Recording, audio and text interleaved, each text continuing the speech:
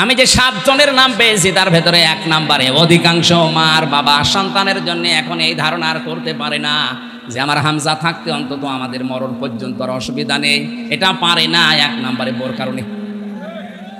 নাকি বেশি বলে ফেললাম?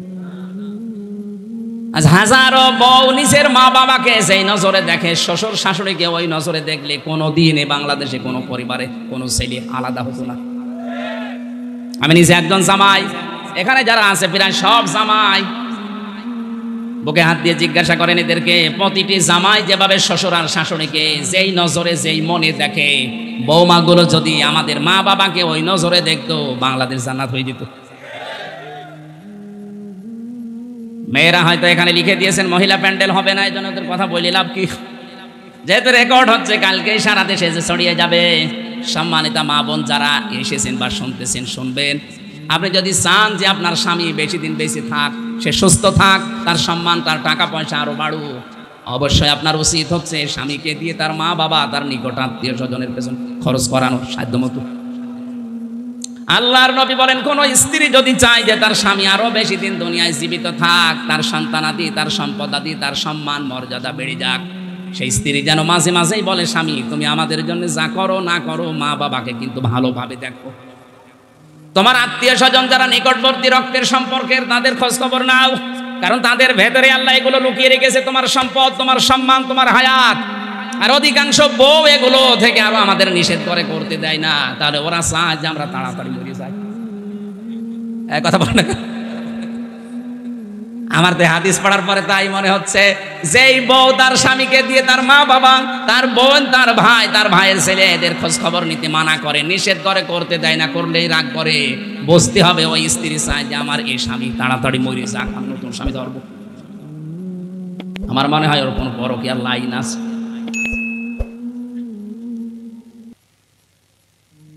লোকটা বলে, রব্বুল আলামিন তুমি জানো ওই ময়দানে আমার স্ত্রী কাঁদছিল খোদার যন্ত্রণায়, আমার সন্তান 2টা কাঁদছিল, তাদের মুখের দিকে আমি এই গরু, এই ছাগল বা এই উটের দুধগুলো দহন করে দেইনি। আগে গেছি আমার মায়ের ঘরে, কারণ আমি জানি পৃথিবীতে সর্বপ্রথম আমার দায়িত্ব মায়ের খাবারের ব্যবস্থা করা। সর্বপ্রথম আপনার সম্পদ আপনার মায়ের জন্য খরচ হবে, এটা তো আমি বানালাম।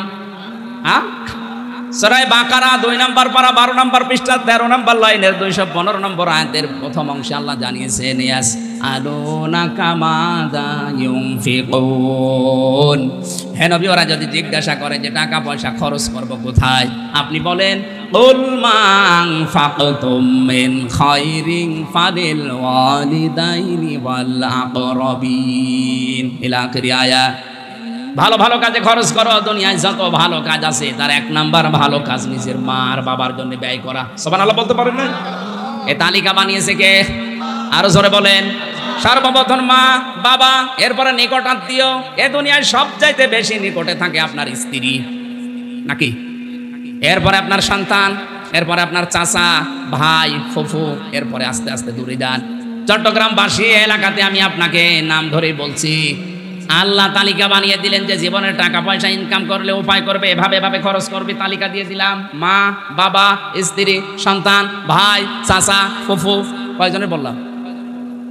এই যে সিরিয়াল করছেন আল্লাহ, এই 7টা সিরিয়াল বাদ দিয়ে আপনি যদি একবারে চলে যান সেই বরিশালে,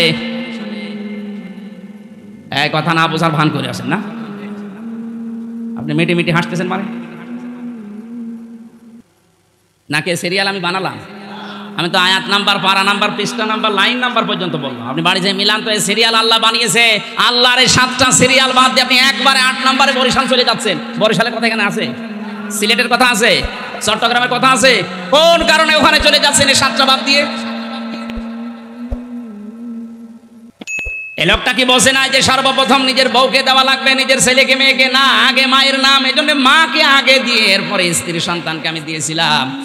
আল্লাহ তোমার আদেশ মানতে গিয়ে কাজটা আমি করেছিলাম, দয়া করে বিপদ থেকে আমাকে বাঁচাও। নবীজি বলেন, জীবনের নেক কাজের ওসিলা দিয়ে দোয়া করার সঙ্গে সঙ্গে আল্লাহ পাথর সরিয়ে দিয়েছেন।